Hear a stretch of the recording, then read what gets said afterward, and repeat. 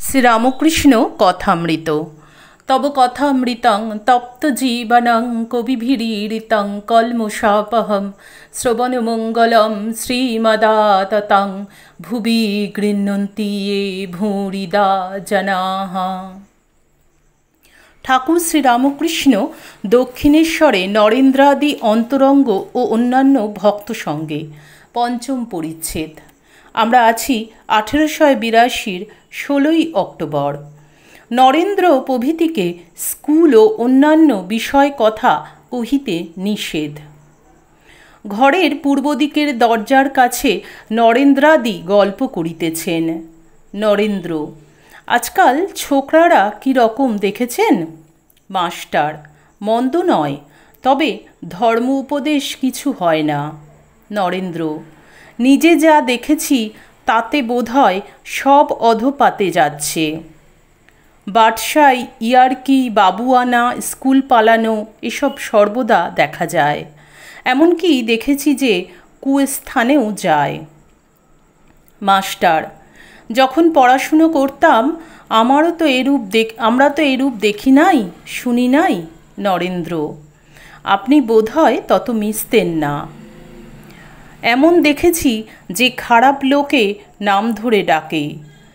কখন আলাপ করেছে কে জানে। মাস্টার: কি আশ্চর্য। নরেন্দ্র: আমি জানি অনেকের চরিত্র খারাপ হয়ে গেছে। স্কুলের কর্তৃপক্ষীয়রা ও ছেলেদের অভিভাবকরা এসব বিষয় দেখেন তো ভালো হয়। ঈশ্বর কথা। এইরূপ কথাবার্তা চলিতেছে।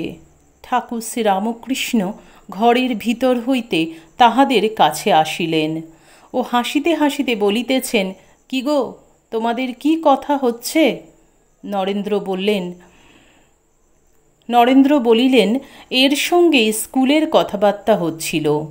ছেলেদের চরিত্র ভালো থাকে না। ঠাকুর একটু ওই সকল কথা শুনিয়া মাস্টারকে গম্ভীরভাবে বলিতেছেন, এসব কথাবার্তা ভালো নয়। ঈশ্বরের কথা বই, অন্য কথা ভালো নয়। তুমি এদের চেয়ে বয়সে বড়, বুদ্ধি হয়েছে, তোমার এসব কথা তুলতে দেওয়া উচিত ছিল না।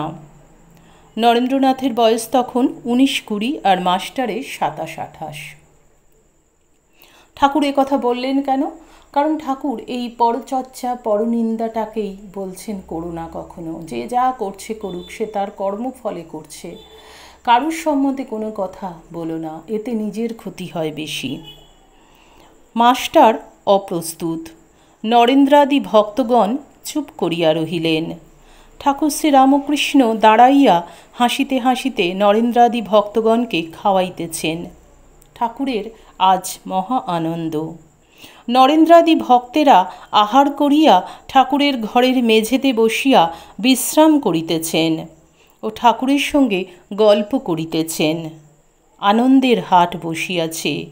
কথা কহিতে কহিতে নরেন্দ্রকে ঠাকুর বলিতেছেন, চিদাকাশে হল পুণ্য প্রেমচন্দ্রোদয় হে, এই গানটি একবার গা না। নরেন্দ্র গাহিতে আরম্ভ করিলেন। অমনি সঙ্গে সঙ্গে খোল করতাল অন্য ভক্তগণ বাজাইতে লাগিলেন। চিদাকাশে হল পুণ্য প্রেমচন্দ্রোদয় হে, উথলিল প্রেম সিন্ধু কি আনন্দময় হে, জয় দয়াময়, জয় দয়াময়, জয় দয়াময়।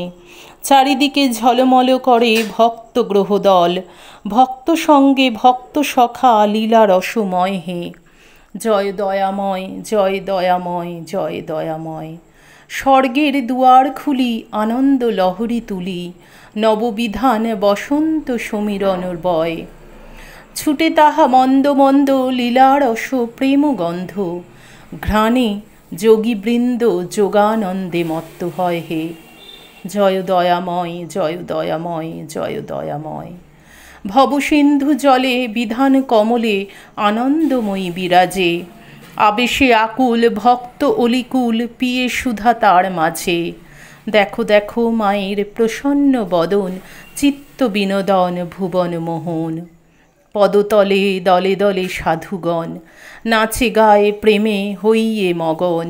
কিবা হরি অপরূপ আহা মরি মরি, জুড়াইল প্রাণ দর্শন করি। প্রেমদাসে বলে সবে পায়ে ধরি, গাও ভাই মায়ের জয়।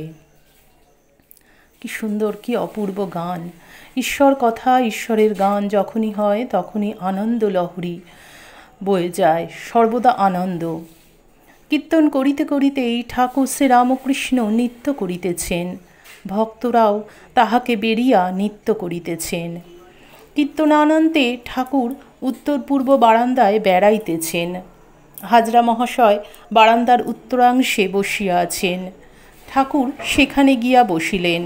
মাস্টার সেইখানে বসিয়াছেন ও হাজরার সঙ্গে কথা কহিতেছেন। ঠাকুর একটি ভক্তকে জিজ্ঞাসা করিলেন, তুমি স্বপ্ন টপ্ন দেখো? ভক্ত, একটি আশ্চর্য স্বপ্ন দেখেছি। এই জগৎ জলে জল, অনন্ত জলরাশি, কয়েকখানা নৌকা ভাসিতেছিল, হঠাৎ জলোচ্ছ্বাসে ডুবে গেল। আমি আর কয়টি লোক জাহাজে উঠেছি। এমন সময় সেই অকুল সমুদ্রের উপর দিয়ে এক ব্রাহ্মণ চলে যাচ্ছেন। আমি জিজ্ঞাসা করলাম, আপনি কেমন করে যাচ্ছেন? ব্রাহ্মণটি একটু হেসে বললেন, এখানে কোনো কষ্ট নাই, জলের নিচে বরাবর সাঁকো আছে। জিজ্ঞাসা করলাম, আপনি কোথায় যাচ্ছেন? তিনি বললেন, ভবানীপুর যাচ্ছি। আমি বললাম, একটু দাঁড়ান, আমিও আপনার সঙ্গে যাব। শ্রীরামকৃষ্ণ। আমার এই কথা শুনে রোমাঞ্চ হচ্ছে। ভক্ত। ব্রাহ্মণটি বললেন, আমার এখন তাড়াতাড়ি, তোমার নামতে দেরি, এখন আসি। এই পথ দেখে রাখো, তুমি তারপর এসো। শ্রীরামকৃষ্ণ। আমার রোমাঞ্চ হচ্ছে, তুমি শীঘ্র মন্ত্র লও। রাত 11টা হইয়াছে। নরেন্দ্রাদি ভক্তগণ ঠাকুরের ঘরের মেঝেতে বিছানা করিয়া শয়ন করিলেন। শ্রীরামকৃষ্ণ কথামৃত। ঠাকুর শ্রীরামকৃষ্ণ দক্ষিণেশ্বরে নরেন্দ্রাদি অন্তরঙ্গ অন্যান্য ভক্ত সঙ্গে পঞ্চম পরিচ্ছেদ কিয়দাংশ সমাপ্তম। ওং নিরঞ্জনং নিত্যং মনন্তরূপং ভক্তানুকম্পং ধৃত বিগ্রহং বৈ ঈশবতারং পরমেশমিড্ডং তং রামকৃষ্ণং শিরসা নমামি। জয় ঠাকুর, জয় ঠাকুর, জয় ঠাকুর।